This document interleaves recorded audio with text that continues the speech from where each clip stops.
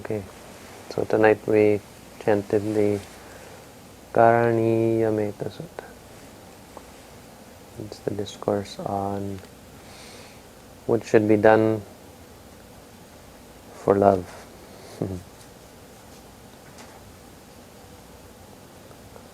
Or what should be done by one who wishes to attain freedom through loving kindness. When we went to the Dharma Center, they chanted it. Oh no, they had me read it. I read it. They have someone read it every week, or maybe every time they meet, and they read it in English because the idea is to understand what you're saying. The Karaniya Metta Sutta, it's actually more of a reminder. No? It's not actually a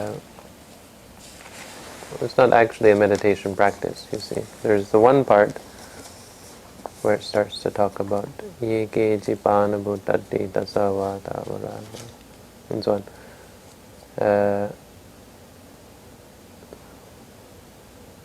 Sukhino wa kemino hontu sabbe satta bhavantu sukhitata. So it's explaining how to practice metta. It's explaining what should be done if your practice is metta. Metta means love. So it starts off by telling you what the preliminaries are. If you want to be a person who is proficient or if you want to be a loving person, you need certain prerequisites. You have to be Sakko ujuja sujuja sujuja suvajuja jasamunduanatimani, and so on. The first part is about how you should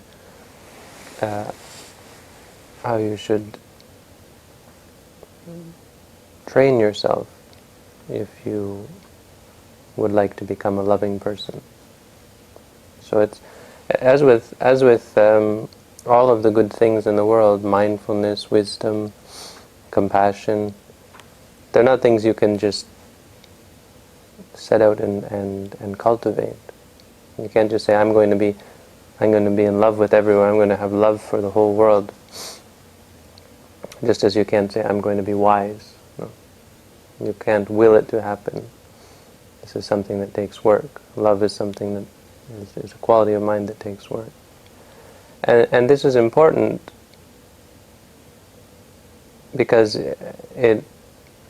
otherwise we quite often have a wrong idea of what is meant by love.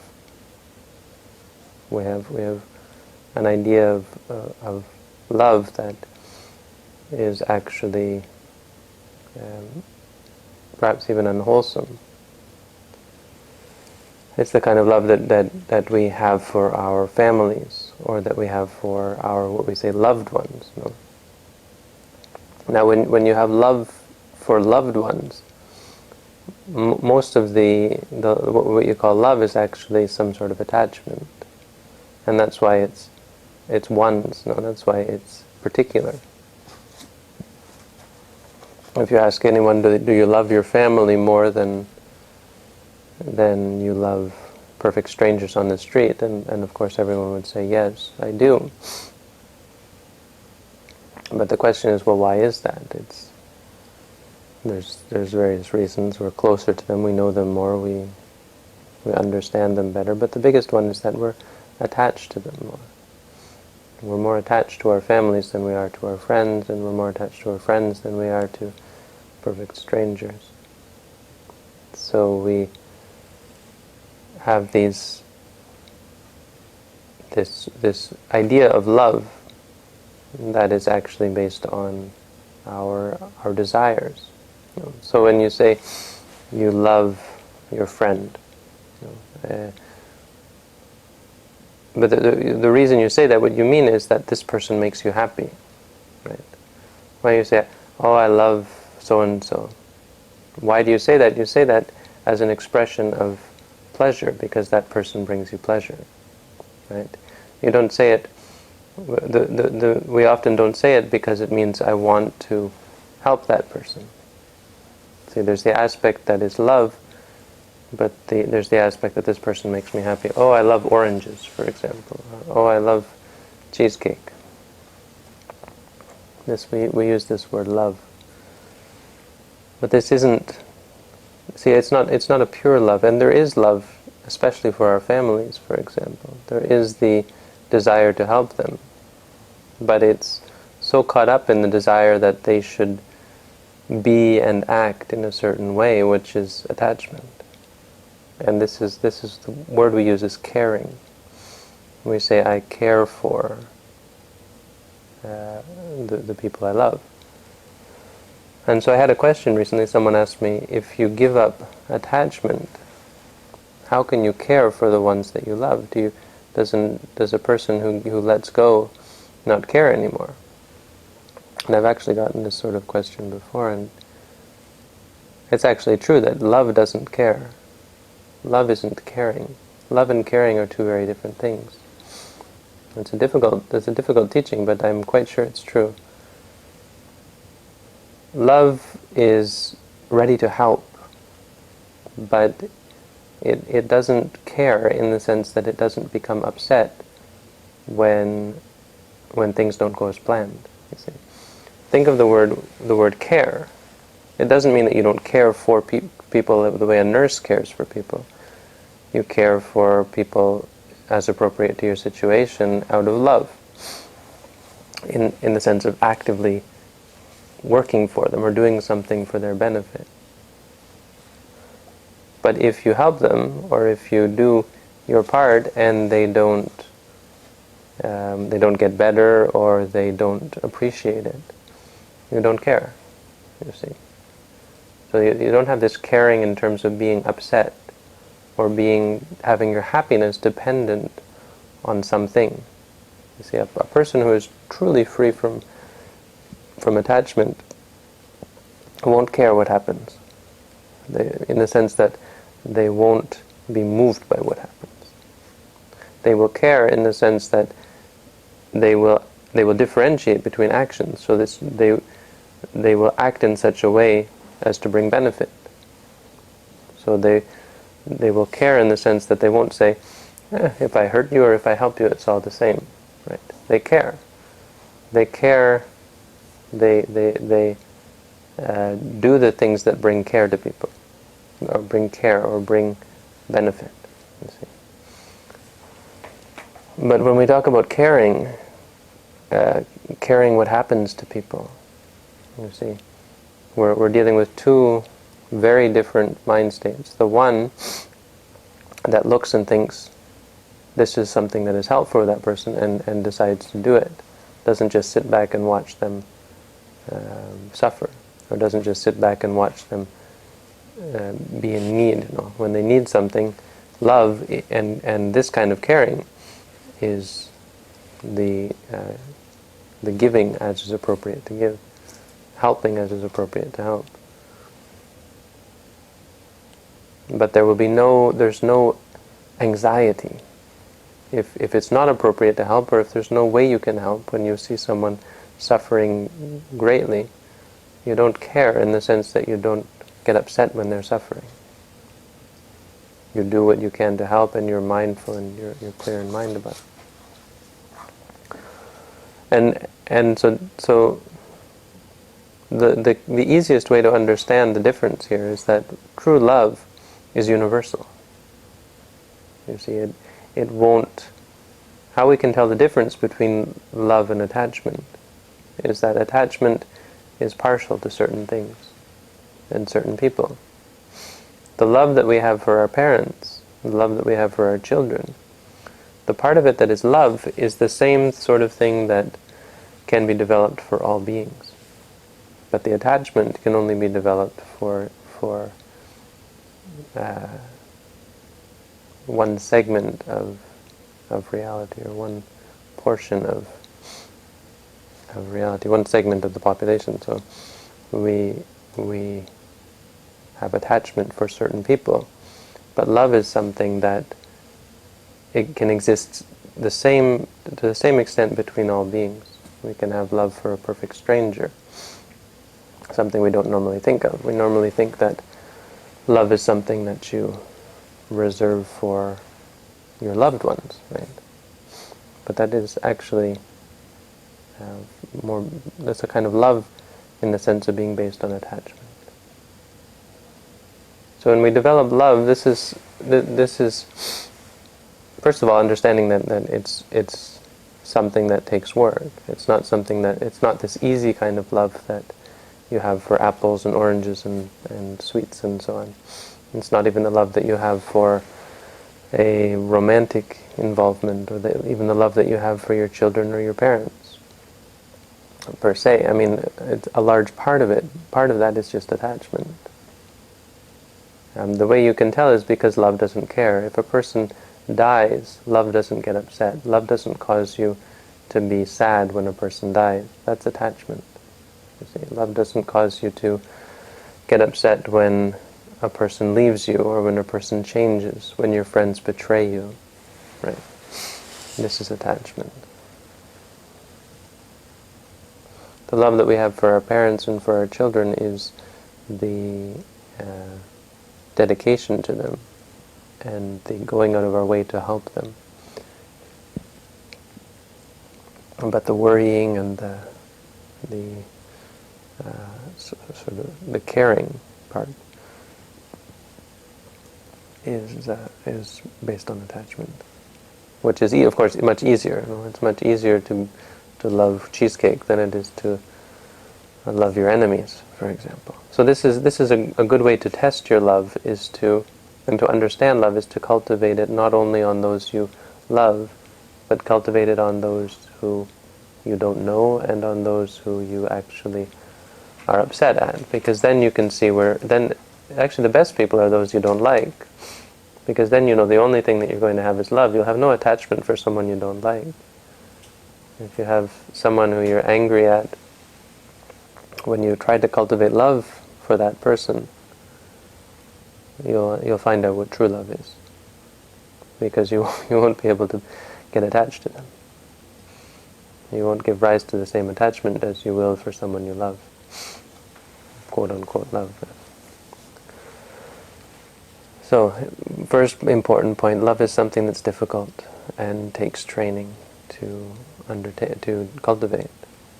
And so there's things that you have to do. You have to be upright. You have to be set in morality. You have to be a charitable person. You can't be stingy. You have to practice meditation. The best way to cultivate loving kindness is to clear your mind. When your mind is pure, an enlightened being is naturally able to cultivate loving kindness and wish for good things for all beings. So content, easy to support, with few duties, living lightly, controlled in senses. Your mind has to be focused. Your mind has to be free from these kind of attachments, sensual attachments. It has to be free from worry. It has to be free from anxiety, fear. It has to be free from shame and guilt for having done bad things. So you have to be moral and virtuous in order to cultivate this. And not attached to families. These are actually words for monks. This is a lot of the Buddha's teaching. Some people ask, well, then is this sort of teaching really applicable to lay people? We're talking about things like being easy to support in terms of going on alms round or so on. But the Buddha would always frame it in terms of the training for the monks, because they were the ones he gave the majority of his talks to. So this talk was actually given to a group of monks, and there's a very famous story about the Karaniya Metta Sutta. They went into this forest to practice meditation, and the angels tried to kick them out, and so they came back with the Metta Sutta. And when the angels heard the Karaniya Metta Sutta, they took care of the monks and they let them stay. So the Buddha taught this to these monks, saying, go back and chant the Metta Sutta. So we always go and chant it when we go to a new place, when we go to the forest, we always try to remember to chant this sutta and think of all the good things in it to cultivate loving kindness for all the beings in the forest and so on. But what I mean is, the Buddha would give a teaching that was detailed, directed towards the monks, but the same principles, the meaning was that the same principles should be practiced by the lay people, only to a lesser degree. So when you have the whole of the Buddhist monastic code, all these 227 precepts and all the minor precepts, that's the detailed analysis of morality, right? But the basic morality is keeping 5 precepts. So if you keep 5 precepts, that's enough to become free from suffering. Of course, 8 precepts, 5 or 8 precepts you can keep. It's really the basis of the rest of the precepts. So in the same, you shouldn't just discard the things that the Buddha says in this example, a teaching that he gives to the monks. We should take this as the highest form of practice. So being unattached to families, well, that means because monks shouldn't get caught up in their interactions with lay people, or being partial to going into the village and hanging out with lay people. But then you think, well, why is that? And what is the quality that we're trying to avoid? Of course, it's busyness and socializing, which are very, very important qualities to avoid for lay people as well. So the point being, when we read many of the Buddha's teachings, we see that they're directed towards monks, but we should take the principle behind each one of them. Sometimes it's difficult to understand if you haven't lived as a monk, so sometimes you can have the monks explain, why is it that we shouldn't go to families, or how is it that a monk gets attached to families? These are the ways. But these teachings are important for anyone. It says, Karaniya Metta Sutta, someone who is skilled in good. Anyone who is skilled in good and wishes to attain that state of peace. That state of peace refers to the jhana, or the calm and the state of tranquility and absorption that comes from cultivating loving kindness. And then it goes into if you read through, you can see how the Buddha gives an example of how to practice loving kindness, but it's sort of an overview. The actual practice can take 2 forms. This form is the one that I favor as sort of a supplement to vipassana meditation, to insight meditation. It's that you start with yourself, for example, and then you move outward physically. So here he's giving the example of sending to all beings at once. But the method of practice would be to cultivate it for yourself first. Say, may I be happy, may I be free from suffering. And then go to the people in the room and think about them, may they be happy and may they be free from suffering. And then go to the people in the building, and you can think of the beings, if you think of angels being in the building, or ghosts or whatever, send to them as well. All of the animals, and if there are animals in the area, of course in the forest this is more important, we send to all the mosquitoes and all the leeches. We send to all the little beings and big beings and the monkeys and so on. And then you send to all the people in the city or the town or the area, the district. And then you send to all the people in the province or the state. And then you send to all the beings in the country. You send in degrees of size or physical space. And this helps you to sort of work up to this, taking in the global or the universal population. So taking in all beings, may all beings be happy and free from suffering. And then you can go in. You can go in types as well. So as I say, you start with the humans and then go on to the animals and the angels and the ghosts, and you can do that at every level until you get to may all animals in the world, may all angels, may all Brahmas, and so on. and then you can even start playing with it. So, all beings in the north, may they all be happy. All beings in the south, may they all be happy. West, east. The Buddha gave many different examples of how you can practice metta, and it's the reason for quote unquote playing is that it cultivates your mind. It's a mental training. It's like running drills for tennis or some sport, whatever sport that you play. You run drills and you do it in different. You get in different scenarios to help to train your body, and in this case, to train your mind to the point where you can send loving kindness easier. You're training yourself in being a loving person, in wishing people well. That's basically what love is. The other way to cultivate loving kindness that is, I think, more favored for people who are cultivating it for the jhanas, because in the Visuddhimagga, I think this is how it advises you to cultivate it, is start with yourself, but it's just as an example. This Visuddhimagga says you can't enter into jhana by wishing love for yourself, because it's not really loving. Talking about loving yourself is not really loving. The Visuddhimagga says it won't lead to concentration. Start with the people you love. Start with your family. Start with your parents, your children. Start with the ones that you love, and pick someone of the same gender. So pick someone you're not going to be attracted to, because otherwise it gets confused with lust, it gets confused with attachment. And try to send loving kindness to them and cultivate it to the point where you're able to love these people. You're able to love the people who you already love. This is an easy thing to do. It's an easy exercise. Then when you can do that, try to think of someone that you don't know very well, you don't have an opinion about.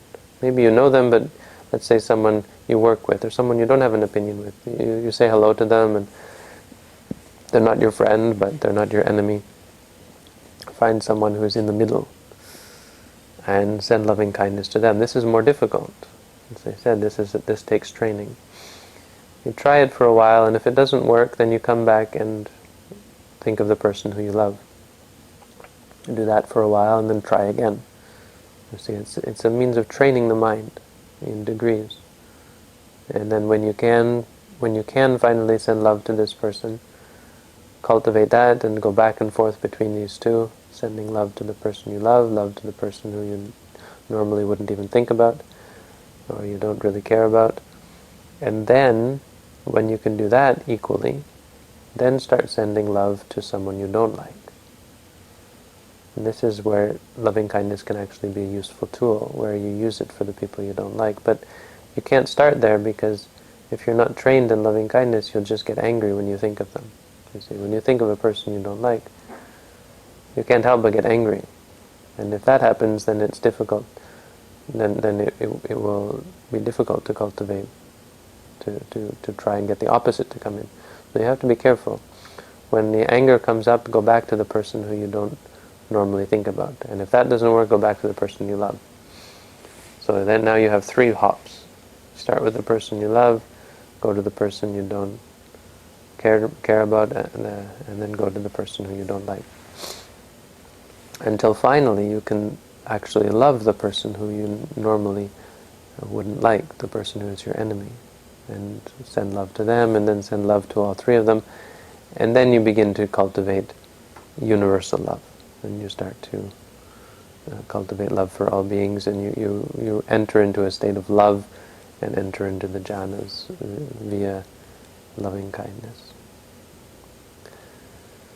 So these are the 2 basic ways. One is in degrees in terms of the love that you have for them, and the other is in terms of degrees of physical proximity. And so then you can do them together. You can start with the degrees of love, and then move on to say, okay, once you're skilled in love, then go on to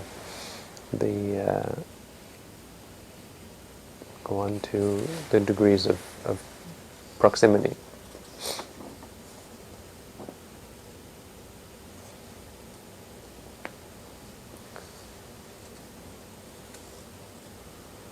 And he explains it. He gives a good simile as a mother would risk her own life to protect her only child. Even so, towards all living beings, one should cultivate a boundless heart. So we cultivate loving kindness just as a mother has love for their child. And this is the point I was trying to make about how the love that a mother has for their child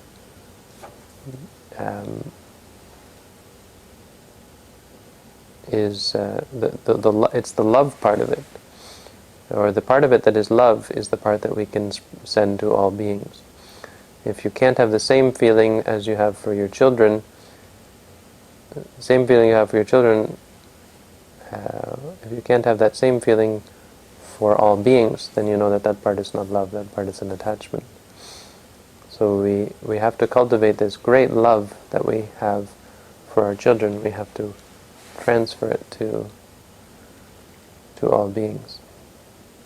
And the benefit of it is it takes us out of our idea of love, and it helps us see what is the love and what is the attachment, so that we can become impartial and become a mother to all beings, as the Buddha was. The Buddha had the love of a mother for all beings, because he had even greater love than a mother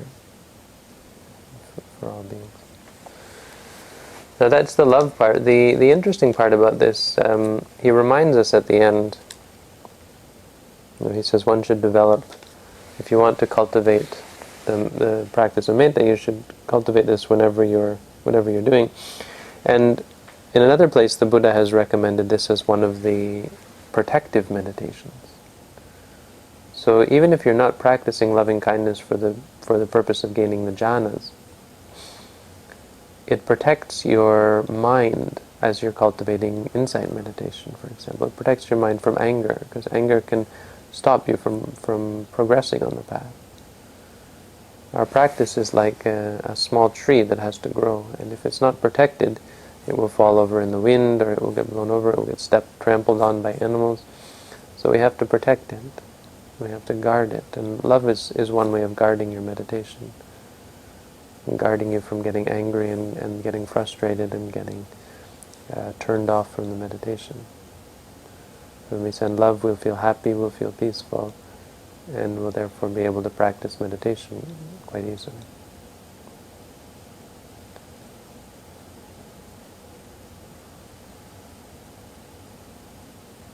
And this is what the Buddha gets to at the end when he says, if you practice this, and the last part is the plus part, because it has nothing to do directly with loving kindness, but if as well you don't get caught up in views, you see, you use loving kindness to purify your mind, and then you cultivate vipassana, insight meditation. You have sila, you have morality, and you have vision, which means wisdom. Dasana means vidarshana, vipassana. And remove kami suvinaya gedang, removing desire for sensual pleasures. This is what leads you to not be reborn again. So he actually changes the subject in a way, or it seems like he's now not talking about metta, but what he's saying is using metta to begin to overcome views, because metta is something that calms the mind and takes you into a state of peace. So once you develop loving kindness, remember to use it. He gives this as the last teaching to these monks when he sends them off. So cultivate loving kindness for the purpose of helping you to overcome wrong views of attachment. Some views are actually based on anger, is a very good example. We have these ideas that we don't deserve to be treated the way we're treated by other people, or this person deserves to be punished, or so on. So when we have these wrong views are directly cut off to the practice of loving kindness, but because of the calm and the peace that comes from it, all views can be overcome with it as a base. Once you then turn your concentration, turn your focus towards reality, you're able to see things as they are and give up erroneous views. And if you have morality and vision, then you're able to overcome sensual desire. And that's another important one, because the close enemy for love is lust. You see, it's the near enemy, it's called in the Visuddhimagga, because it's very easy to slip into the wrong one. You see. So this is an important point to remember, that if you're cultivating love, be careful not to fall into desire for sensual pleasure. If you can overcome all of these, you'll never come to birth in the womb again. That's the Karaniya Metta Sutta. Now, I thought I'd talk about this because we chanted it, but I thought it would be a good thing to talk about so that we could incorporate it into our practice. And the way I would suggest it is at the end, when the bell goes, then take a moment before you open your eyes. So we'll give a few moments to actually practice loving kindness. Why we do that is because through the practice of insight meditation, your ability to send love becomes stronger. And that loving kindness then in turn protects the benefits that you've gained from the practice, solidifies your concentration. The two work well together. So we'll do that at the end of our practice. We'll just take a few minutes to send loving kindness as you like, if you've learned how to send it, or if you want to try one of the ways that I mentioned. It's we're not going to get technical or too structured about it. We'll just do an experiment. Experiment to try to develop loving kindness. Okay? So we'll do that. We'll start meditating, and then at the end we'll do that.